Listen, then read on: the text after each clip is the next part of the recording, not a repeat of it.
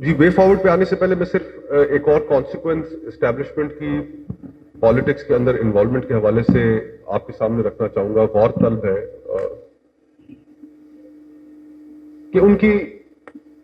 سیاست کے اندر مداخلت کے نتیجے میں آج سیاست اتنی بے معنی ہو کر رہ گئی ہے. میرا یہ مشاہدہ ہے, میں یہ سمجھتا ہوں, آپ کے سامنے ایویڈنس بھی رکھتا ہوں,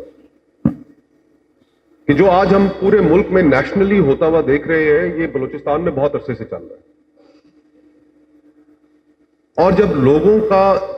اس سیاسی نظام کے اوپر سے اعتبار اٹھنا شروع ہوا, یہ ایک پروسیس تھا, بتدریج اٹھتا گیا, تو آج ایک نتیجہ ہمارے سامنے یہ موجود ہے کہ بلوچستان میں کوئی سیاسی جماعت, کوئی پولیٹیکل لیڈر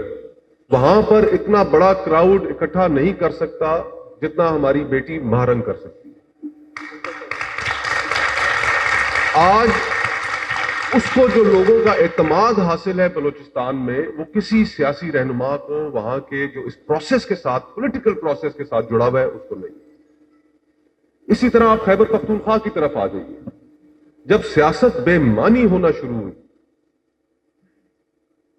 تو اس وقت ایک نوجوان ابھر کر سامنے آیا, منظور پشتین جس کا نام ہے. اب یہ جو باقی ماندہ ملک کے اندر ہمارا یہ جو جھگڑے چل رہے ہیں آپس میں, اب ہم جب ان جھگڑوں کو سلجھانے کے لیے تیار نظر نہیں آتے, اور یہ ایک صرف ایک اشرافیہ کے اندر اقتدار کے حصول کی ایک جنگ نظر آتی ہے جس کا کسی اصول کے ساتھ تعلق نہیں, جو آج بھی اس نقطے کے اوپر اکٹھی ہونے کے لیے تیار نہیں ہے کہ ایک دفعہ پھر جس طرح بے نظیر بھٹو جائیں, یہ کسی جماعت کا ایجنڈا نہیں ہے. آج اگر وے فارورڈ ہے تو وے فارورڈ وہ یہی ہے کہ تمام ملک کے اندر ہمیں یہ ڈیموکریٹک کنسنسس چاہیے کہ اسٹیبلشمنٹ کا پالیٹکس کے اندر رول نہیں ہوگا, اور پاکستان کے حکمران چننے کا اختیار صرف پاکستان کے عوام کو ہوگا. یہ کنسنسس ہمیں چاہیے. باقی سیاسی مخالفتیں رہتی ہیں, ہر جماعت کا اپنا ایک نظریہ ہے. اب تو خیر اتنے ہم پولرائزیشن کی طرف چلے گئے ہیں کہ وہ جو ایک ٹریڈیشنل پولیٹیکل ڈیبیٹ ہے, left of the centre, right of the centre, کسی جماعت کی کسی ایشو کے اوپر کیا پالیسی, وہ تو اب رہ ہی نہیں گیا. تو یہ پورا, اور جہاں تک معاشرے کا تعلق ہے, دیکھیں 1960 کی دہائی سے لے کر آج تک پاکستان کی عوام نے صرف ایک ہی چیز ثابت کی ہے کہ وہ اسٹیبلشمنٹ کا رول پالیٹکس کے اندر نہیں جاتے. 1960 کے اندر عوام کے ان جذبات کا, ان سوچ کا جو محور تھا وہ محترمہ فاطمہ جناح بن گئی. پھر اس کے بعد ذوالفقار علی بھٹو بنے, پھر شہید بی بی بنی, پھر میاں نواز شریف بنے, اور آج عمران خان صاحب ہیں. عوام صرف یہی چاہتے ہیں کہ ہمارا جو مستقبل ہے, وہ ہمارا اختیار وہ ہم سے نہ چھینا جائے.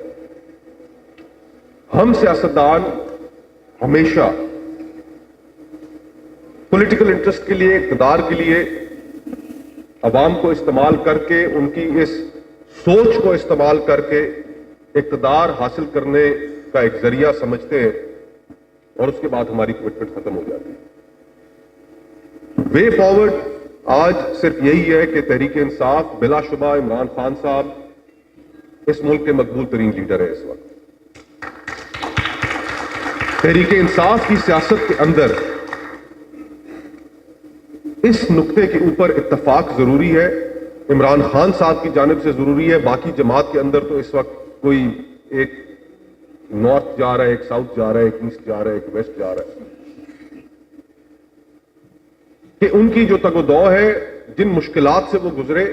جن مشکلات سے ان کی جماعت, ان کا ورکر گزرا, یہ ٹھیک ہے کہ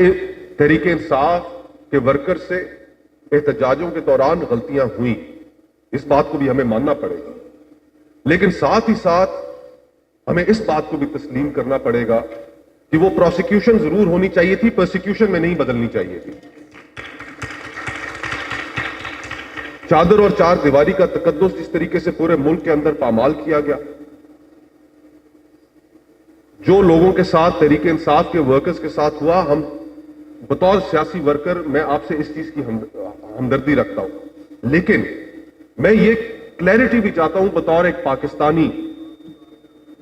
کہ اگر پاکستان کو اس 76 سالوں سے دائروں کا سفر توڑنا ہے تو آج جس مقبول پوزیشن میں عمران خان صاحب ہیں وہ یہ مطالبہ کریں کہ میں اس ملک میں جمہوریت کی واپسی چاہتا ہوں، نہ کہ اقتدار چاہتا ہوں. اور باقی سیاسی جماعتیں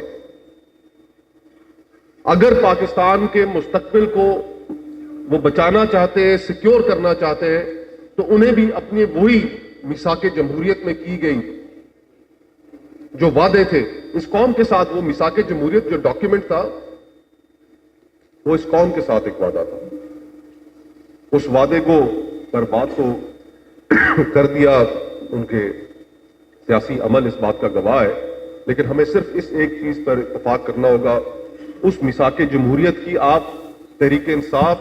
نہیں اگر اس باقی ڈاکیومنٹ کو مانتی، نہ مانے،